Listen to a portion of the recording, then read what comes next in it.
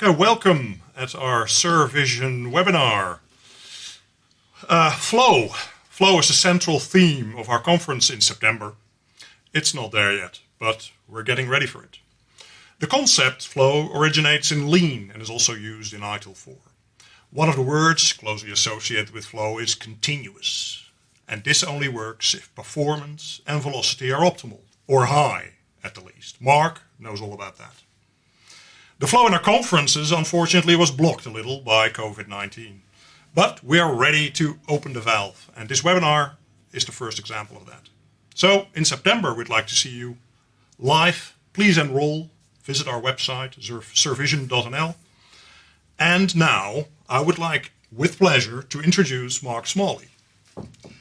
And there is indeed, we're very close to each other. That's because we like each other, of course, right, Mark? But there is also something in between us. So we are fully safe, right? Don't worry about that. Don't worry about our health. But Mark, you have studied the phenomenon high velocity IT, performance, and all these other wonderful words.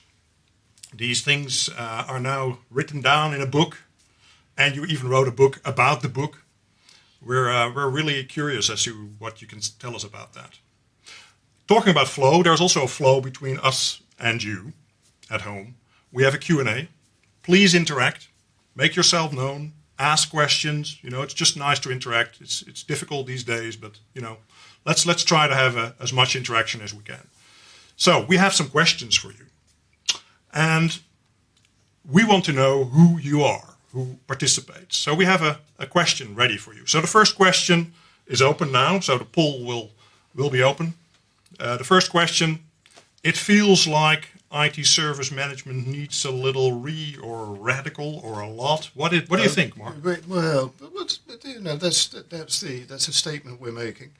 It needs IT service management needs a radical rethink. So not just gradual improvement, right, but it's a bit of a step change. Okay.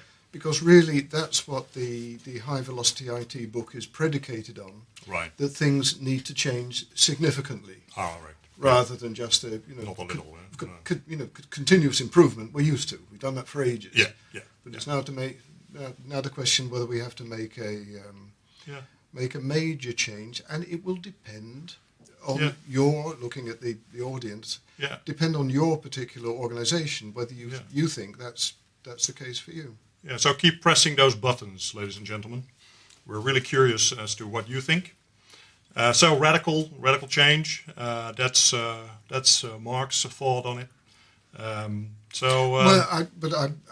certainly wouldn't think that all organisations need to change radically. It really depends how much they've been affected by the changes in the economy in society. Sure. Whether they have to respond. Yeah.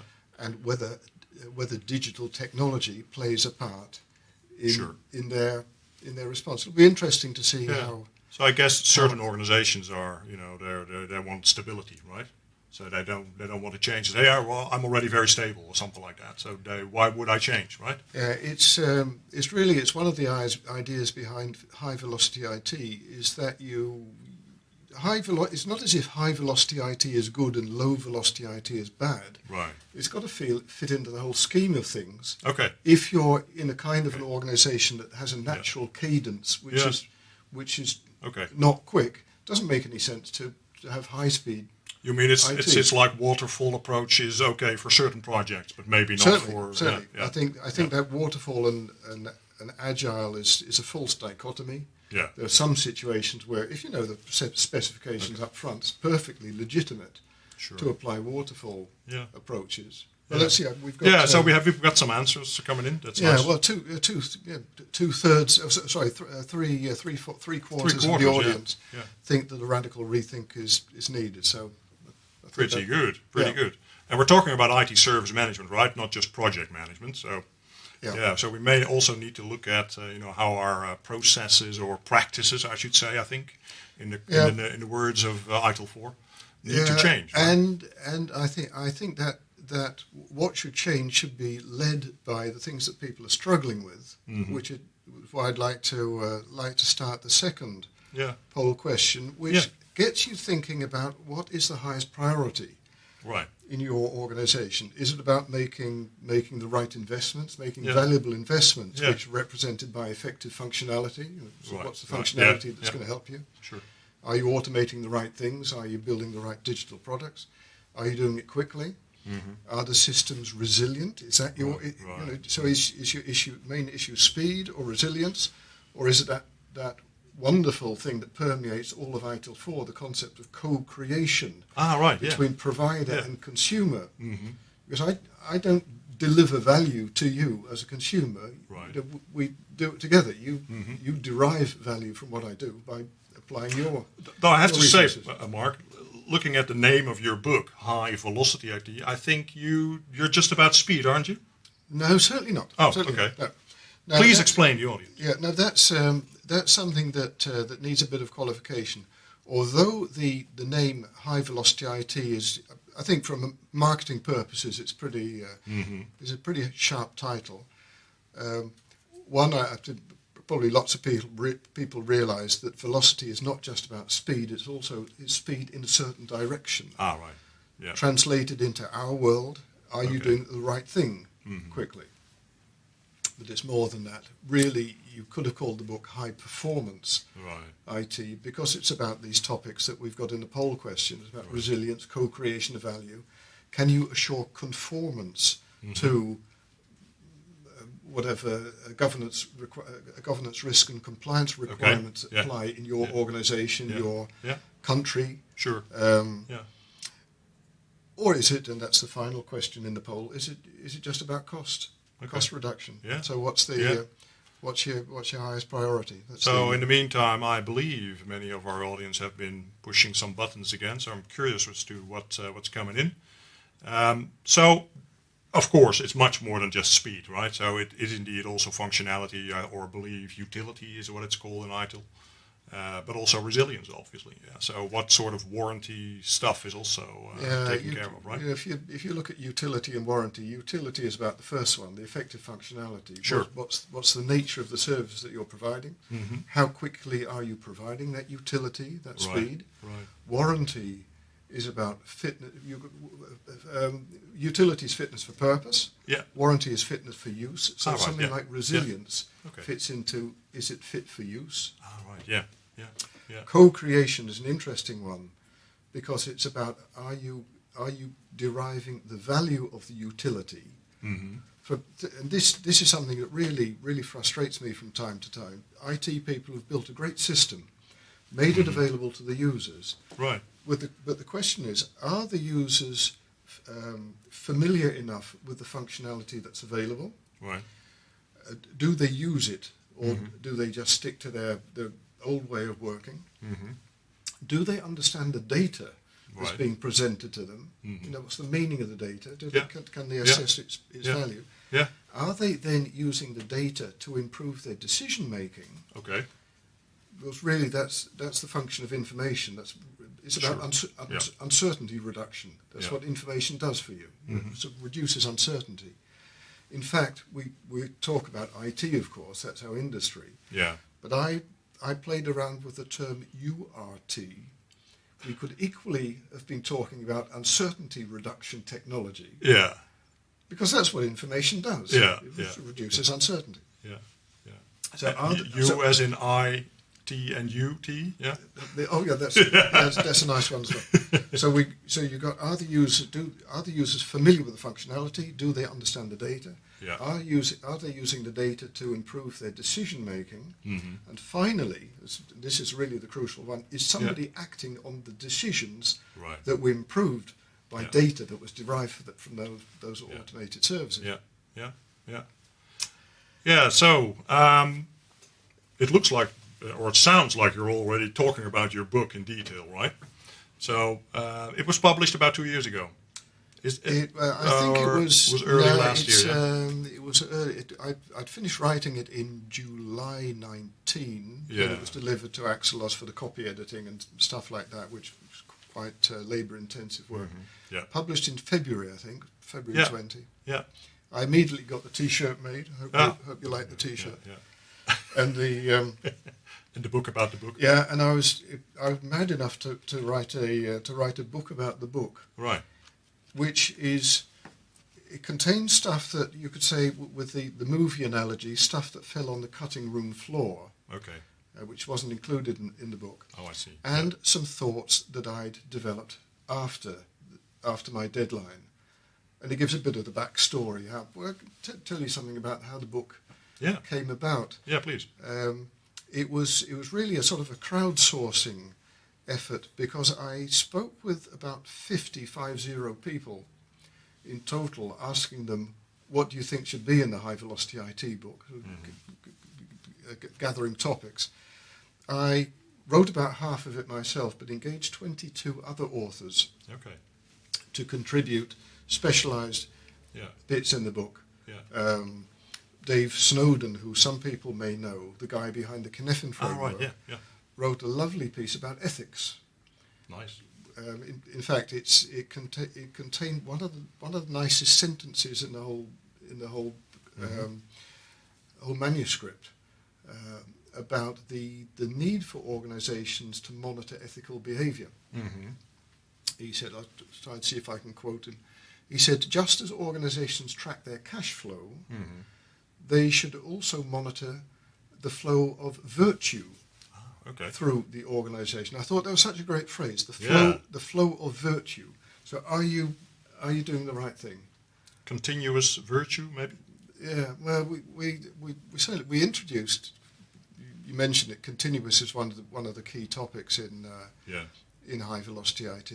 I came up with an abbreviation LARC, LARC, which characterizes the kind of environments that you see in IT, in High Velocity IT: lean, agile, resilient.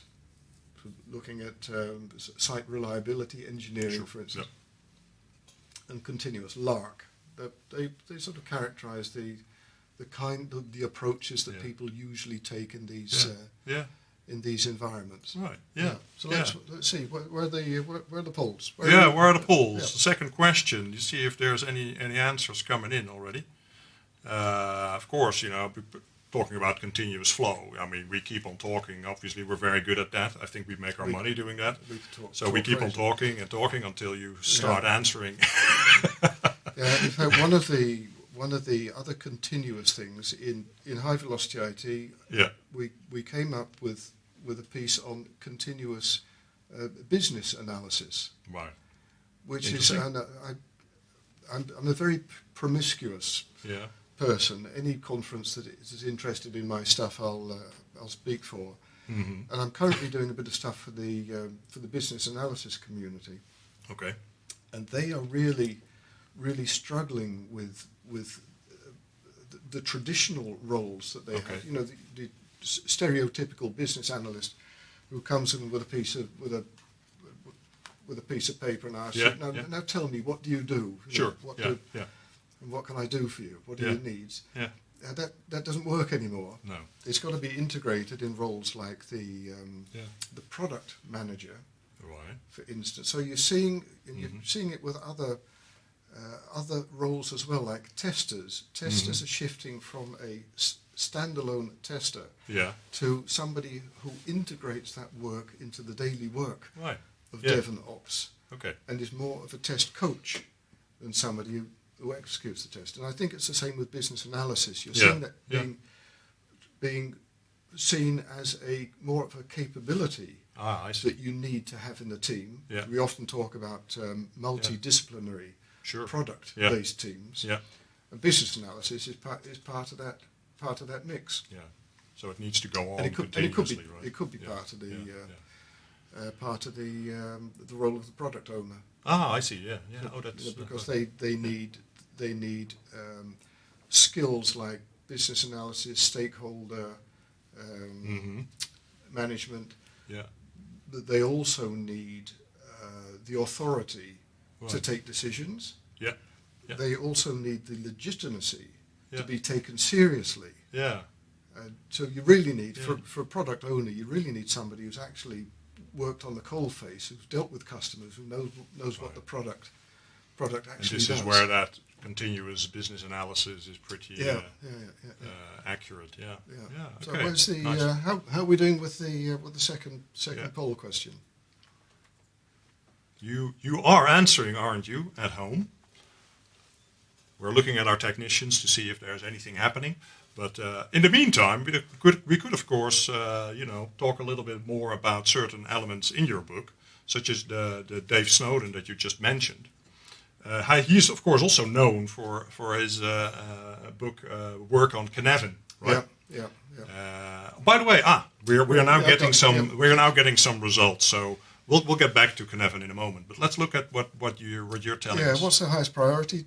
Almost a quarter effective functionality. So that translates into doing the right thing, automating the right business processes, building the right digital products. 33% speed. Well, that ties in nicely with high velocity. Yeah, with the name of the book. Interesting to see that one of the lowest priorities is operational resilience. Yeah. So apparently people have the operational aspects of IT pretty well under control. Yeah. Cost is also apparently. Yeah, cost fairly low as well. I think the discussion with cost is shifting from cost to value. Right. Okay. And it's okay if it costs something as long as I get value for it. Something like that? That's right. Yeah. And I think it's an interesting question for everybody to think about is if you look at your total IT costs and then relate them to the total costs of the organization. Right. So how much are the total IT costs as a percentage of the total cost that your organization makes? Oh, I see. Yeah. I've asked this and just asking this now so that you could put it in the chat if you like. If you know the percentage of IT costs as a total of the total business costs, and if you're able to share that information with the general public, you put that in the chat. The experience is that not many people actually know how significant IT costs are in the eyes of the chief executive officer who has other concerns than IT. So how significant are the costs? Yeah. And if you take and it varies a lot from industry to industry. Yeah. If you take the aircraft industry, for instance, I remember I asked this at a conference. It was in Berlin, and I said, "Who knows?" Somebody stuck his hand up and said, "I know, and it's public information. It's in our annual report." Right. He says we spent 1.5% on IT. Mm-hmm. Which is not very much. No. It's pretty low. He said, I'll tell you something else. We spent 40% on fuel. Right. 40. Mm-hmm.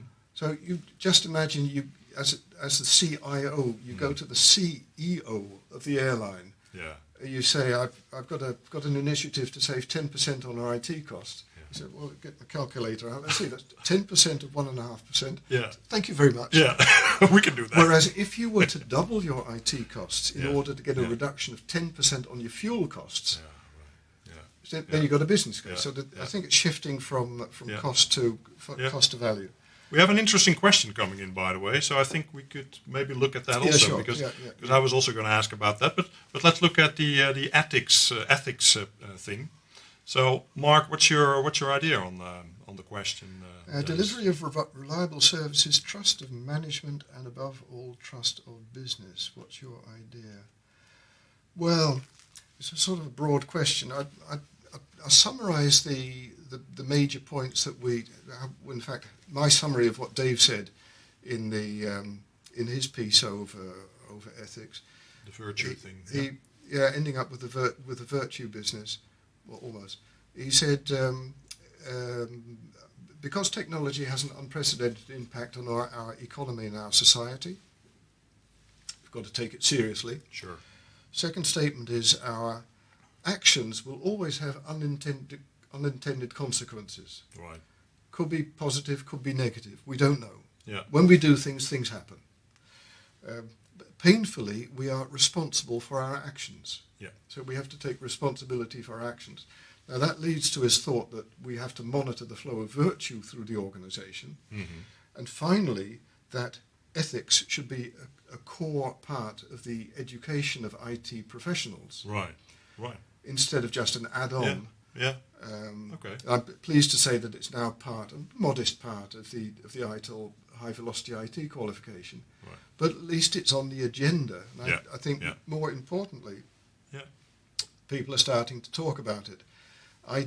It was, many people know that DevOps started a bit more than 11 years ago now. Yeah.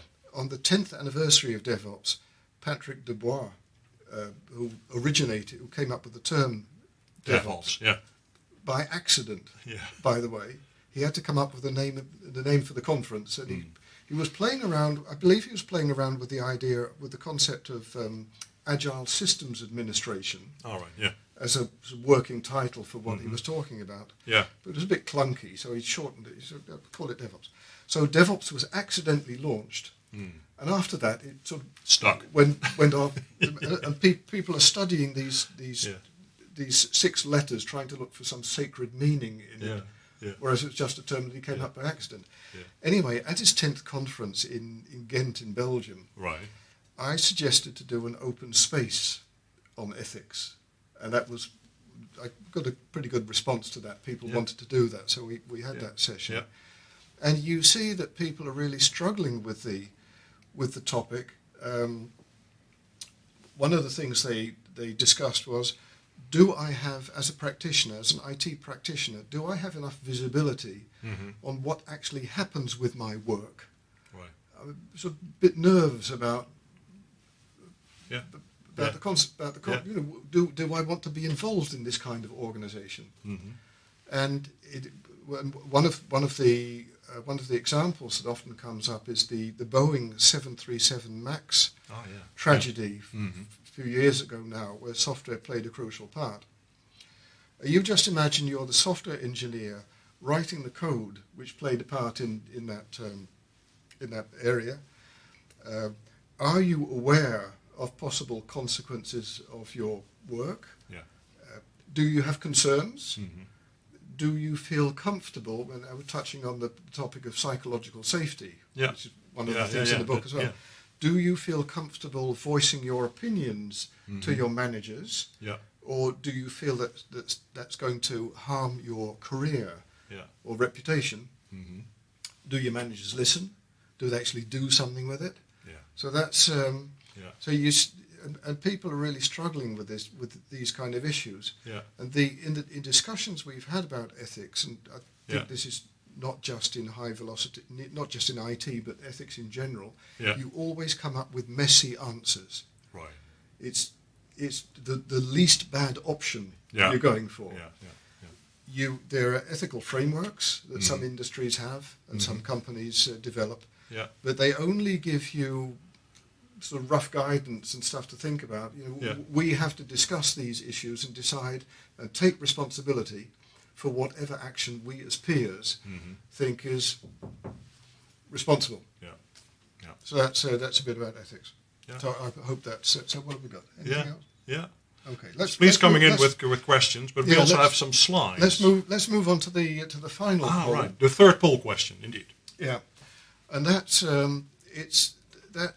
that's connected with that last topic about people wanting to work in a company that reflects their values. Yeah.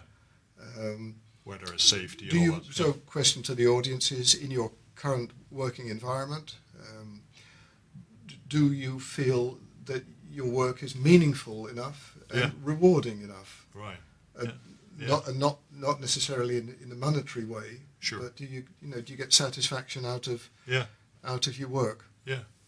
Just like value is more than just money. It's also, do you feel it contributes to your... You've got to... Many people know the work of Dan Pink, that book, Drive, where he talks about autonomy, mastery, and purpose as 3 factors that contribute to personal satisfaction and also performance. Yeah. So the question is, how much autonomy do you have? Do you sense a purpose because you're doing something useful for the customer at the end of the line? Right. And mastery, the pleasure you have when you're doing your job better and better, continuous improvement, better and better each time. Okay. Yeah. And another thing that's come up recently, and that's this is a really tough one, is whether organisations can permit themselves to be agnostic as to social events. Take Black Lives Matter, Sure. for instance. Yeah. Do you take a stand on that? Yeah. Or do you say, that's not something... I think increasingly employees want to work for organizations who dare to take a stand, Right. who have the same kind of values. Yeah. Yeah. I think it might be the same with customers as well. So it's a bit of a dilemma for organizations whether they dare to Yeah. Where in the past you may have wondered about, what does the design look like of the products we make, and I like that or not, and I want to be with them. It's also now, do I like what their stance is on social matters? Yeah. Do I like it? Are these my kind of people? Right. Okay. So it's almost that you create an environment where certain behavior gets reinforced, to use those words, which is of course what we're looking for, right? People feel that they're seen and they're valued for what they do, and also they say the sort of things that they would like to say themselves or something like that. It's what Seth Godin, who's one of people who've taken a look at marketing, will know the name Seth Godin. He's one of the top people there. Yeah. He's got a great saying. People like us do things like this. People, and I think it's like that, yeah. very much so with our audience. This community that attends Survision. We know each other. We're our kind of people. People like us do things like this. Yeah, yeah, yeah. So you want to work, and people. I think people are firstly they're meaning-seeking beings. Yeah. People like to attribute meaning to things, even if a tree doesn't have a meaning, but people like to contribute something because it's the sense of your security. You want to know where you are. Yeah. So you give meaning to things. You put things in boxes. You develop stories that you tell yourself because that's your survival mechanism. Yeah. But people are also belonging-seeking beings. Yeah. Yeah. There was one of Seth Godin's books. He's written about 20 of them. Was called Tribes. Ah, right. Yeah. And that people like us do things like this. Yeah. So you're creating a kind of a community. Yeah, yeah. Like our Survision community. Yeah, that's right. With similar kind of culture and what you just alluded to, which we could develop later on possibly, similar kind of values and behavior. So we'll get back to that, but first we get a confirmation that our audience, thank you for responding, does say more or less the same thing. Yeah. 72%. Yeah, 70% looking for. Yeah. I think this is really a topic that employers should think about seriously. And the people that say no probably already have a very meaningful job. Do you think is that likely? Hopefully, certainly hopefully. Well, let's take a close. Oh, but there is, by the way, also a question. Maybe we can take a close look at that. Yeah. So what do you consider to be the most important factors that we can influence? Yeah. In achieving faster flow, in delivering services. What do you think, Mark? Yeah, well, I'd lean very much on the principles that started off in the Lean movement, were adopted by the Agile movement. And if you see DevOps as a progression, sort of a natural progression of Agile more into the operation space, or certainly more into the deployment space. Yeah. You've got, and I'm sort of mentioning DevOps because many people will know in DevOps you've got the 3 ways of DevOps. Yeah. Fast flow, fast, frequent, and good feedback. And those little loops in that diagram that you see quite a lot. Continuous learning. Experimentation, learning, and improvement. Those things there. Yeah. And certainly the communicating better, getting feedback quicker. That's I think one of the key things to speed up things. Yeah. If you see how long people in organizations often have to wait for other departments or other organizations to do stuff. It's amazing. People who have experience in the lean environment and who've done value stream analysis. Right. They do the analysis of work goes through various steps in the value stream, and you count how much effort or how much time went into each individual step. Right. but there are waiting times in between. So you got that whole chain, and you've got all of the little pieces of work in between. Yeah. And the question is, if you add up the pieces of individual work, Right. it's not the waiting, not the queuing, what percentage of the total duration was the actual work? You don't want to know. It's incredible. I think about 10% or something like that.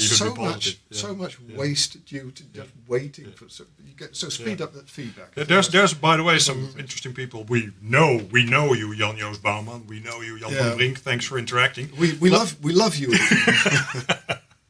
We're sending a little bit of love to you. But let's also look at what you're asking. So Jan is asking how to find a balance between a shared culture and diversity, inclusive working environment. Yeah. What do you think? Yeah, no, that's nice. I've got an opinion on that. I just mentioned Seth Godin talking about people like us do things like this. Yeah. It's the belonging, the desire for people to belong to a group. Yeah. The trouble is, if we stick to our own group too much, then you start with the evolutionary analogy. You start to get inbreeding, and people go extinct. Yeah. Species go extinct. Not healthy. That's right. No, that's right. It's not healthy. Yeah. So what you've got to do is you've got to strengthen the gene pool. Right. So it comes down to that them and us thing. It's us here and them there. We don't like them, do we? Those people there. Not you. Those people. We don't like them. Yeah. We don't want that. That's a them and us thing. Yeah. The trouble is, if we don't mix and breed with them, we won't strengthen our gene pool. Yeah. So you've got that paradoxical thing that you've got to mingle with people that you don't like. Yeah. In order to survive on the longer term. That's why Dev and Ops have to be together, right? Well, sorry, that was not what you meant. Might be a controversial statement, but certainly that. Yeah. But on that point of diversity, what you don't want is everybody thinking the same way, because that leads to groupthink, which is notoriously unhelpful. Yeah. On the other hand, you don't want so much diversity that people are arguing with each other all the time, because that's not very productive either. Yeah. So you want, as with ethics, it's the least bad option, somewhere in the middle. You're choosing something. It's the same with this. I like the term coherent diversity. Okay. So you've got various opinions, but somehow or other there's coherence. Okay. It's not too extreme. So I think that's a nice term to think about. It's moderated or something. Coherent like diversity. Yeah. But certainly look at just look at your colleagues. What kind of opinions, political opinions, and other things. That's And then Jan Joost is asking, people saying they want a more meaningful job. What did you do about this? Yeah, there's actually more of a question to you, right? What did you, by the way, Mark, to get a more meaningful job? One of the, I think it's probably about 15 years ago now, one of the most difficult decisions in my career was realizing that although it was it had its enjoyable sides, management positions are not really my thing. I had the greatest of pleasure helping people develop their careers and stuff like that, but I'm a content guy. Yeah. And that's how we know. And I came to a point. I was a minor director at an outsourcing service provider, and I had the question: am I going to continue at this level with a kind of a status, or am I going to opt to a consultant's role? Where I can focus on the content? And I did the latter. That's what you like. Yeah. And that was I think the best. But still being a people's person, right? Because you could say, as a manager, you can be a people's person. If you like that, then that's fine, obviously, right? So there's nothing against being a manager, but maybe it didn't fit you too much. No, right? but it's just your personal preference, really. Yeah. So one of the things I did do as a people manager was I often used to draw 3 concentric circles, right? And ask people, what are you good at? What do you like doing? And what earns you money? Right. Okay. And of course, the ideal thing is that you're doing something that you're good at, that you like, and a living with. Earns your money. Yeah. But I remember vividly a guy who who just came to work to do it. He was good at his job. Yeah. He did it to earn money. And he didn't like it. But he enjoyed life after work. Ah, okay. Because he contributed to lots of lots of sport clubs and stuff like that. That was his. So the meaning came from ending the job, right? it came at 5 o'clock when he started to do something else. Yeah. That's perfectly legitimate. Yeah. Yeah. But you do have to have follow. Life's too short not to have fun. Surely. Yeah, true. That, by the way, was one of the things that Patrick Dubois, the DevOps guy, emphasized from the start. DevOps is about putting the fun back into IT, so that human dimension. So we can talk about people endlessly, and that I think is a very good thing to do, and it is part of the topic that is also in high velocity IT. But also, if we go back to the business, as the question from Tom Daldroep, thank you very much for asking it. So what pain in the business is being solved by introducing your concepts, I guess. That's my. It's a challenge that that we have in IT. A while ago, I was one of the global ambassadors for the DevOps Agile Skills Association. Right. Focused on professionalization in the DevOps area, and I think one of the contributions I made was I'm quite pleased with. Was a white paper called The Business Value of DevOps. Mm-hmm. And that addresses the difficulty that IT people often have in articulating what they're actually contributing to the business. Ah.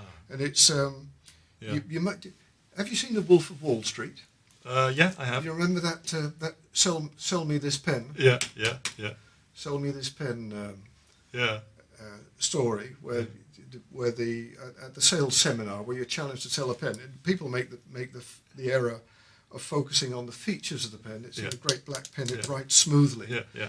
That's not the point. It's about the benefits. Yeah, exactly. So what can you do with it? Yeah. Although in IT we talk about faster delivery of more resilient and cheaper software. Right. Exactly. Yeah. With happier people. Yeah, that's what we tend to do. Yeah. For instance, we IT people understand that. We understand faster delivery. We understand resilience. We understand lower costs, for instance. But talk about fast delivery to business executives. What's it about? So you don't talk about fast delivery. You talk about quicker time to market. Yeah, for the product. Quicker time to customer. Yeah. You talk about more sales. Ah, right. Yeah. You don't talk about more resilient IT services. Instead, you talk about fewer costly disruptions to business operations. Yeah.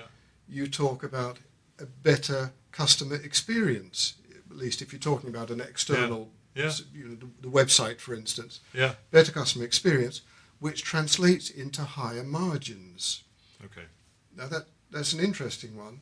If your systems perform better, your customers will have a higher degree of satisfaction. Right. Satisfied customers tend to be loyal customers. Loyal customers are often prepared to pay a premium for your services. Yeah.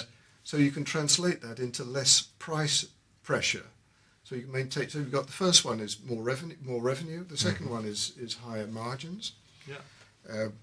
Don't talk about lower IT costs translated into lower CapEx, capital expenditure, and lower operating expenditure, but realize how significant IT costs are for the organization. If it's only 1 or 2%, probably not worth talking about it. Yeah, sure. Yet if you're working for a retail bank that's heavily digitized, it's going to be probably more in the 2030s, maybe more. Yeah. So then it's significant. Yeah. And finally, don't whatever you do, don't talk about happier IT people. It's bad enough that you have them. Yeah. Talk instead about high performance organizations. Yeah. So answering this question, in a way, it's about the language you use. Yeah. So what terms do you use for the same things? Yeah. But it's about realizing when we do this, what kind of effect will it have? Will it have in the business? Yeah. Yeah. So that's the pain you're solving. Yeah. So and then Dave, thank you for contributing, Dave van Erpen. Mark, what's your opinion on achieving high velocity flow across organizational boundaries with suppliers and vendors and all those other wonderful partners? Yeah, it's a tricky one, of course. You're looking at the whole ecosystem, the extended value stream, supply chain, value supply ecosystem. first you've got to get your own thing under control, and it's again it's that question of trust that you have to develop across organisations. And there's recently involved with in the service experience area, talking about experience level agreements. All familiar with the service concept of the service level agreement. But you've got the experience level agreement, which is more about outcomes than outputs, more subjective than objective. Although you can measure service experience in terms of customer satisfaction. And a lot of customers, because they're coming back and stuff like that. Customers return. But ask questions. How much customer effort score (CES)? How much effort did you have to put into this transaction to get the results? Was it easy to work? And a net promoter score. Would you recommend this supplier? The interesting thing is in supply chains and you can think about the ethics one as well. Ethical behavior. We often, if we're somewhere in the middle of a supply chain, we think about ethical behavior. You often think whether your suppliers are doing something, are delivering their goods or services in an ethical way. You could equally ask the question: are you selling your services to the right kind of customers? Which is I was actually wondering, because I know you have a very nice slide prepared on some elements of the book that you've written for us. So maybe we could take a look at that, and you can talk us through that slide briefly, because I think it borders on a lot of things that. Were you thinking about this one? Yeah, I was. Yeah. This sets the scene for the High Velocity IT book, looking at I think probably could be more forces, but certainly 4 dominant forces that I think get people in ITSM thinking about: do we need to rethink our way of working? First is the increasing value of technology, the impact on the economy and society. Spoke about that. At the same time, increasing complexity, systems are more difficult to deal with. Technological process and new ways of working. We mentioned that. So that's really why the justification, the rationale behind high velocity IT, behind needing different ways of thinking, more the cultural aspect, and different ways of working for digitally enabled or digitally driven organizations. That sort of sets the scene. I think what would probably enable us to trigger, maybe the audience trigger some thoughts on additional topics. Is this slide where in the boxes, there's 5 boxes in the middle, I've summarized what I think many people aspire to, the things that contribute to meaningful and rewarding employment, starting in the middle, helping get customers' jobs done, which alludes to Professor Clayton Christensen's concept of getting jobs done. The milkshake, right? That's the right. milkshake story. You hire a milkshake. But the question to do is, something for what job is it doing? And what's the competition? It's not another drink. It might be a Mars bar. So exactly. That the raw satisfaction of helping somebody at the end of the chain, that gives you meaningful and rewarding work. Trust and be trusted, the topic of psychological safety at work. Do you feel confident in voicing your opinions about stuff? Or do you feel that you have to leave your values or half of your values at the door when you come to work? Because it's sort of sensitive. It doesn't feel good, And of course, on that topic, it wouldn't be sensible to voice all of your opinions. You've got to exercise some caution with what you share with people. So I wouldn't push my political opinions in your face. Probably be asking for trouble. Although my political opinions are fairly innocent, I think. Okay.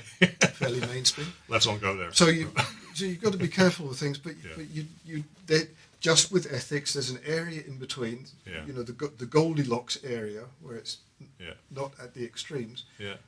I think that trust and being trusted is a key thing in people that people aspire to. People want to accept the inherent ambiguity and uncertainty of the kind of complex systems that we work in. Right. So that's the Cynefin bit, right? That's where Cynefin. Yeah. You can see on the outside of the boxes, you can see working in complex environments. Yeah. That's one of the topics that I think it's one of the more fundamental topics in the book. Yeah. So what is actually the whole point of bringing it up? Isn't a best practice good enough to work with in a complex environment? Well, it depends. Just like I mentioned before, you brought up the topic of waterfall. Yeah. So, you've got waterfall versus agile. You've got project versus product. That's one of the. You often see these comparisons. You see old way of working, new way of working. Exactly. But what people are projecting onto those usually those tables with two things is the one on the left is evil, and the one on the right is sacred. Yeah. And you've got to choose, and the one on the right. But they're simply false dichotomies. It doesn't work like that. No. It depends. These are not context-free statements. No. It depends very much on the context. Yeah. So in situations, in environments, working environments where things are relatively predictable, and we've learnt this in the mechanical era, 100 years ago, we've developed this way of thinking in terms of producing mass production or something. Is that what you mean? Mass production, predictability, reducing variability, cybernetics, where you turn the thermostat down or up. Mm-hmm. But that simply doesn't work where you're talking more about knowledge work and service work. Yeah. Things are unpredictable. You're dealing with human beings. Yeah. There's no clear cause and effect in most cases, right? That's right. It's not there. It's the cause and effect. It's non-linear. Right. That's the point there. Mm-hmm. And if you can't predict things, your information horizon is much shorter. So you have to take shorter steps. Right. Experiment. See what happens. Yeah. Realize that we're often talking about co-evolution. Mm-hmm. So it's not just that one system is changing, but one system is affecting its environment. Okay. And its environment is affecting, so things are evolving. So you have to, after you take each step, really you've got to sort of look around and see what's changed. Yeah. And then take the next step. And that, if you look at the top right of the screen here, you see Toyota Kata mentioned, which is a practice for scientific thinking, which instills that discipline of asking yourself, what do we want to achieve? What do we expect to see in the experiment? Mm-hmm. What do we actually see? Yeah. What can we learn from that? Yeah. Okay. And helping people to so that's how you get a little grip on those, difficult things where there's no direct reduce cause it. and effect. Depends on the amount of availability. And just on the sidetrack, the guy who wrote the Toyota Kata piece in High Velocity IT is Jeff Leiker, Professor Jeffrey Leiker, who wrote the book The Toyota Way, which has sold almost 1 million copies. Okay. I should be so lucky with my book. Yeah. And he's Please buy it, people. Yeah, buy it on Amazon. But he's a guy who has nothing to do with IT. His field is manufacturing. Management in the manufacturing world. Yeah. Yet he's one of the outsiders I got involved in High Velocity IT. Okay. Because if you look at the I mentioned there were 50 people involved in the whole book. If you look at their core competence, slightly more than a third came from the core ITSM community. Yeah. Slightly more than a third from either Agile or DevOps communities. Yeah. And slightly less than a third from outside IT. Okay. Completely. And Jeff Leiker is one of the examples of that. So so although he's outside IT, the lessons that he's learned are equally applicable to us. Sure. Just like the learnings on ethics. Yeah. Good. Could you tell us a little bit about the Ooda Loop? How does that link into Loop, this story? It's a bit of a variation on the PDCA, the Plan Do Check or Plan Do Study Act, depending on how strict you are on your history. Developed by Colonel John Boyd, U.S. Air Force, as a way of fighter pilots reacting quickly to situations. Okay. That's the thing there. It sort of places more emphasis really agile. on words, yeah. that thing of orientation. You take a step, then you have to reorient. Right. Where are we? Observe, orient, decide, and act. Yeah, That's, okay, good. So yeah. That's in there So as well. there's more wonderful knowledge and wisdom on that in the book. Yeah, so please keep on asking questions. We have about 10 minutes left in this session. Yeah, I think we've dealt with the question. I think we did. Working in complex environments. Yeah, there's a lot more you can say about that, of course. What I'd suggest is that we now show the final slide, which is a bit of a backdrop. Is what I call the cheat sheet for high velocity IT, because it describes all of the key components in high velocity IT, and it might trigger some more questions. Some more questions. Yeah. Okay. Something bottom right. Something that I've over the years I found particularly useful are these 5 objectives that we've already mentioned in different ways. Are you making valuable investments? Are you doing it quickly? Are the systems resilient? Okay. Are you co-creating value with the consumer? And is all of the above? Can you assure conformance to whatever GRC requirements apply to your company, industry, country? Yeah. And the interesting thing is, if you think about those 5 things, and this was the second poll question, more or less. Yeah. I added cost to the poll question. Yeah. Okay. If you think about those 5 or 6 things, what you can do is determine your weakest link. Yeah. And if you look at the theory of constraints, the book that the goal that Eli Goldratt wrote in the 80s, which is still equally valid. Sure. The theory of constraints states that you should always be working on your weakest link. Yeah. Okay. So we've seen this in the business simulations that we play. With the Phoenix project, with MarsLander. Yeah, exactly. People working on stuff. Yeah. And you've got to discover who's the weak. People who know DevOps know the. It's a bit of a spoiler if you haven't read it, but Brent is the guy, the lead engineer, who's overworked, and he's stopping the flow. Yeah. So Brent's the weakest link. You've got to help Brent. You've got to elevate his capabilities. So he can perform better. And then the weakest link shifts somebody else. Exactly. You've got to help them. So it's a question of using these 5 or 6, if you add efficiency to this, using these objectives to decide where's my weakest link. And if you look at the small letters behind them, behind each of the objectives, we've clustered a number of what we call techniques, which will help you, possibly, depending on your circumstances and how you adopt and adapt them, with addressing these objectives. With resilient operations, for instance, if you think about the concept of technical debt. How many quick and dirty fixes have you made, which have built up? I've got a little saying. It's almost Smalley's law, the law of conservation of spaghetti in software code. Right. You can't get rid of spaghetti. You reduce it in one area, but it shifts to another area.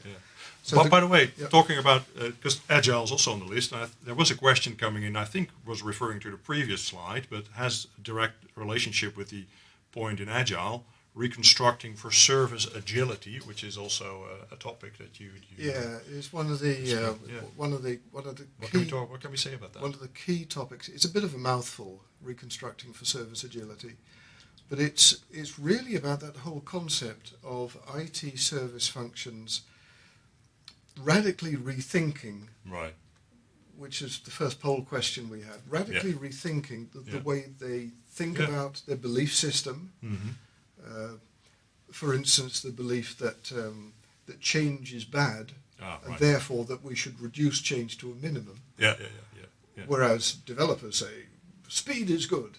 So you've got that apparent paradox between the two. You've got to resolve those things. So changing your belief system. So reconstructing for service agility, very much inspired by a delightful little book by Peter Johnson called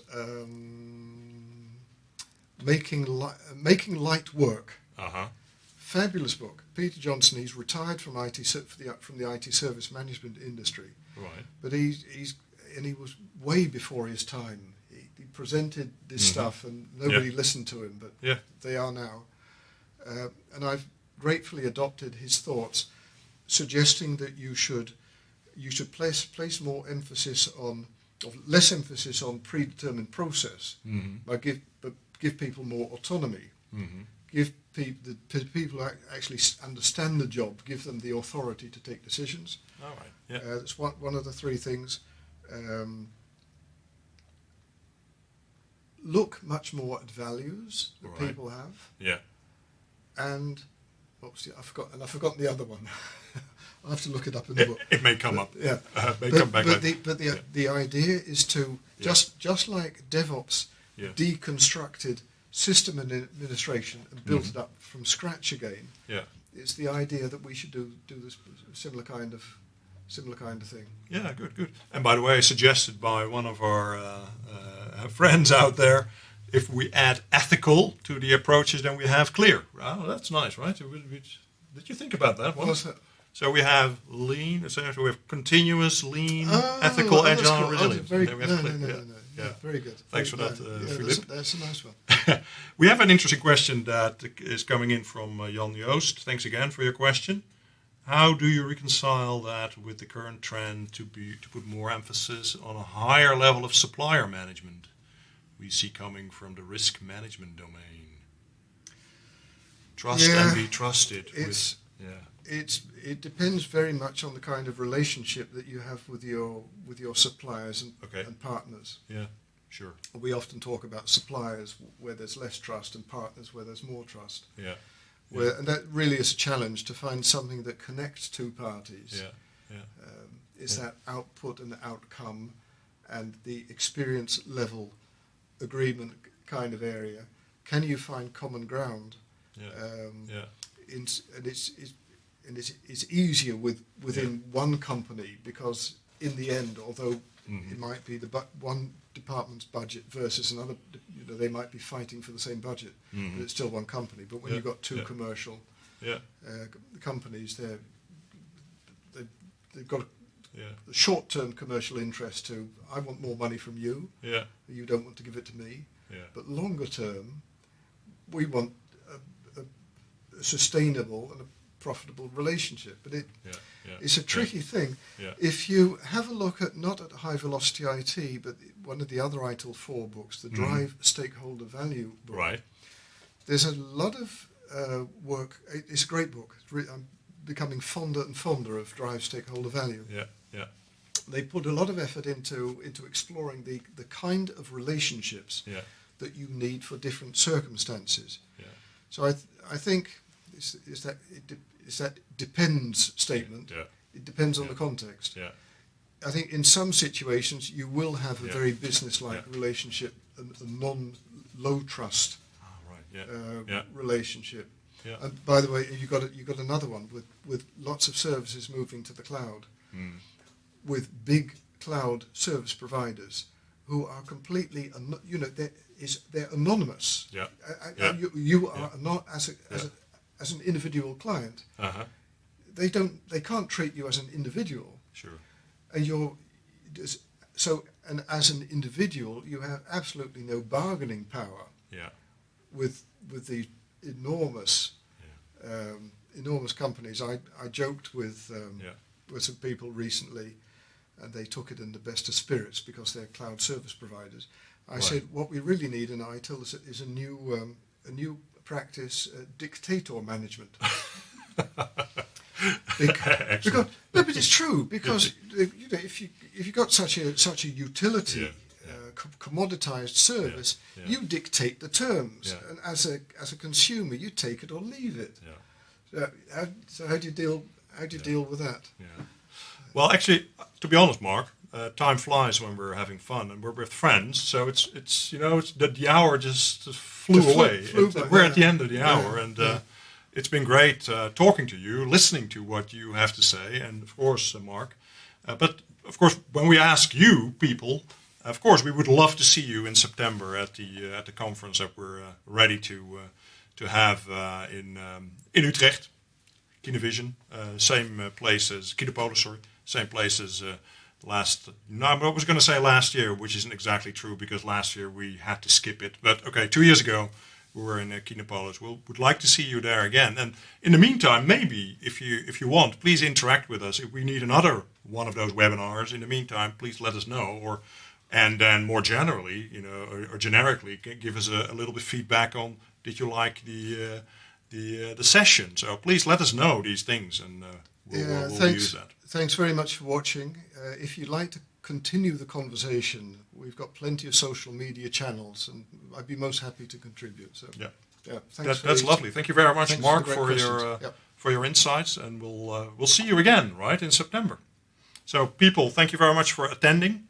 Thanks for watching, and enjoy your evenings, and hope to see you later this year.